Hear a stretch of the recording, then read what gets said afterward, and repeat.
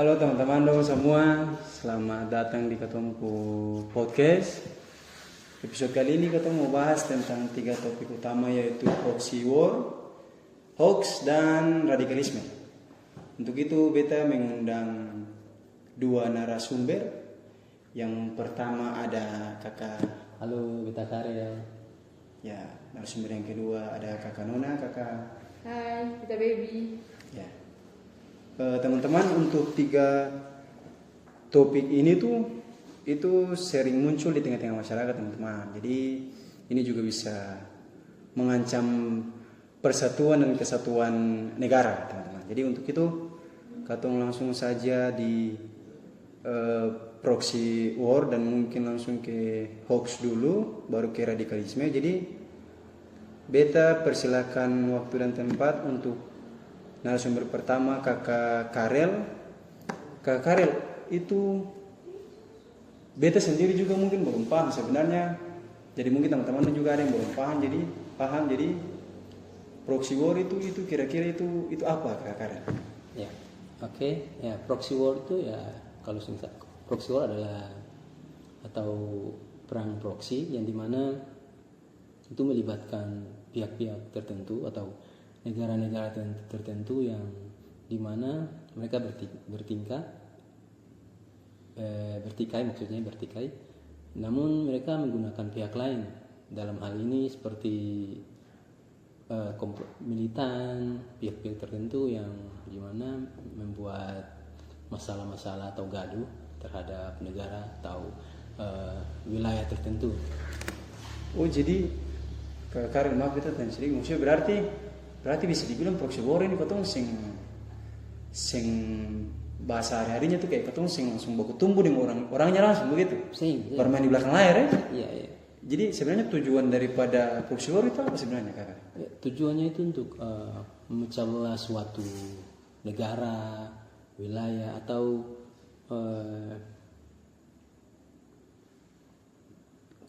komunitas-komunitas begitu. Ya, yang paling kecil mungkin komunitas.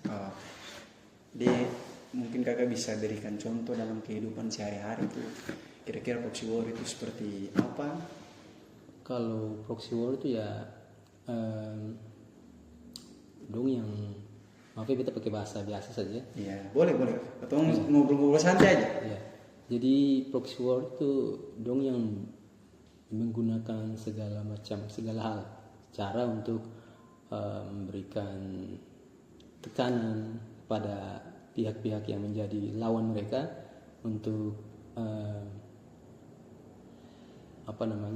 memberikan tekanan, namun mereka dalam hal ini tidak diketahui maksudnya pihak yang ini, tapi yang melakukan atau menjadi melatar belakangi semuanya itu adalah pihak lain. Ya, seperti Berarti itu. bisa sih kayak di era-era digital begini, proxy war bisa terjadi juga. Bisa. Itu dia dampaknya seperti kayak melakukan informasi-informasi sesat yang menimbulkan kegaduhan yang tadi kita bilang itu. Oh, berarti kalau berbicara tentang proxy war ini berarti aku su menyangkut hoax. Iya. Tahu, karena hoax juga penyebaran informasi palsu lah bahasanya. Iya. Tahu, karena hoax kan ya ketemu Berita semua tahu kalau hoax kan beritanya sih pasti berita benar. bohong yang Iya. mereka lakukan supaya seakan-akan berita ini betul, berita ini real yang terjadi di tempat atau di suatu wilayah apapun itu. Oh. Oke, baik. Jadi itu teman-teman, itu penjelasan dari narasumber saya, kakak yang paling tampan di sini, kakak Karel. Jadi kita langsung ke materi berikut karena tadi sudah disampaikan materi proxy war dari narasumber pertama. Itu juga sebenarnya itu proxy war itu satu kesatuan dari hoax, teman-teman. Karena proxy war itu istilahnya ketong bikin kegaduhan tapi di belakang layar. Ketong bisa memanfaatkan media digital kayak penyebaran informasi palsu dan lain sebagainya. Itu juga menyangkut hoax namanya, teman-teman. Ya, untuk itu beta langsung ke radikalisme saja kepada kakak Nona manis di sebelah beta. bisa tolong jelaskan kepada teman-teman dong apa itu radikalisme? Radikalisme itu adalah pemahaman yang menginginkan perubahan secara ekstrim dan sering sekali itu menolak cara-cara yang damai, cara-cara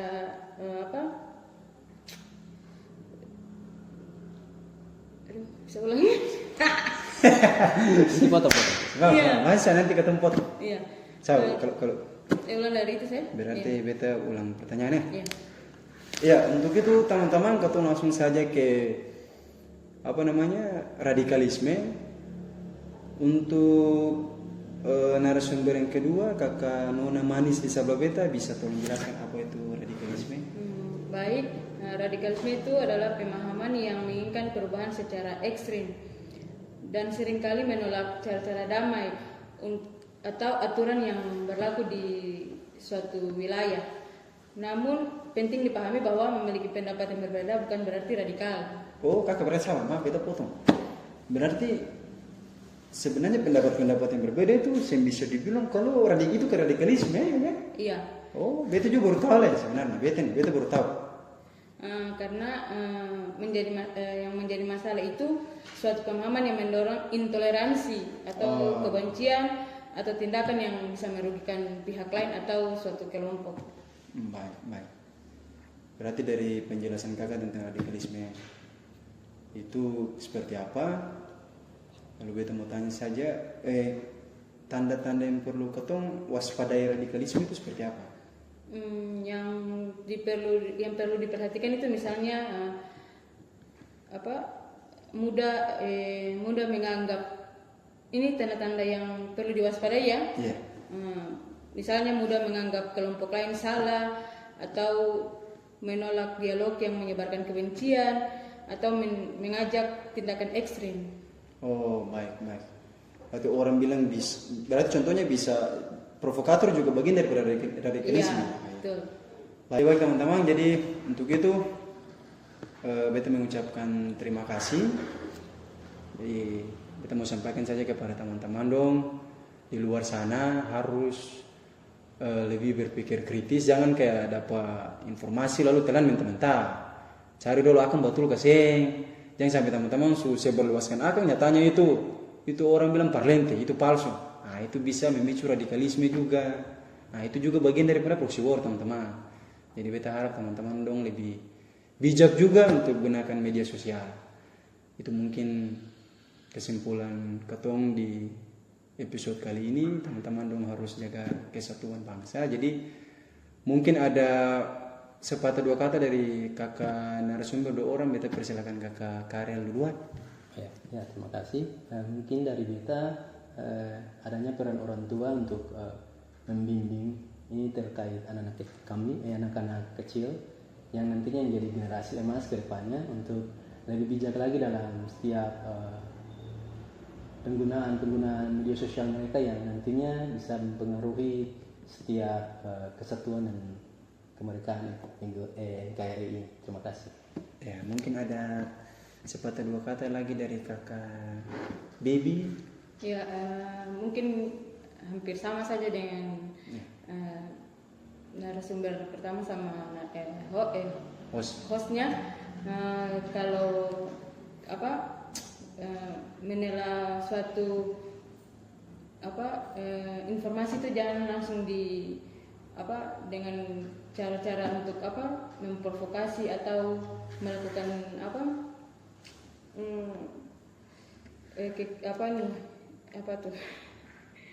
melakukan ulangi? Ya, boleh. Siapa kakak Baby? Enjoy. Ya, kalau beta itu sama saja dengan kedua teman ini, bahwa peran orang tua itu juga penting untuk jangan ikut emosi dari ketempu remaja-remaja atau lupa. Ya, jadi begini teman-teman, mungkin kakak Debbie pemaksud itu teman-teman dong jangan kayak orang bilang, maksudnya tuh kayak katong harus berpikir dewasa begitu, jangan kayak tiba-tiba dengan emosional yang kekanak-kanakan lalu kayak tiba-tiba orang provokasi sedikit lalu teman-teman mau tumbuh, itu salah itu bagian dari provoksi war tadi yang tadi kakak jelaskan itu. Kalau ketemu bisa aja ketemu bisa membuat keributan tapi ketemu di belakang layar itu maksud kakak. Jadi itu begitu. Jadi teman-teman dong lebih bijak lagi berpikir, lebih dewasa lagi istilahnya. Jadi untuk itu ketemu tiga saya mau ucapkan terima kasih, sampai jumpa di episode selanjutnya teman-teman.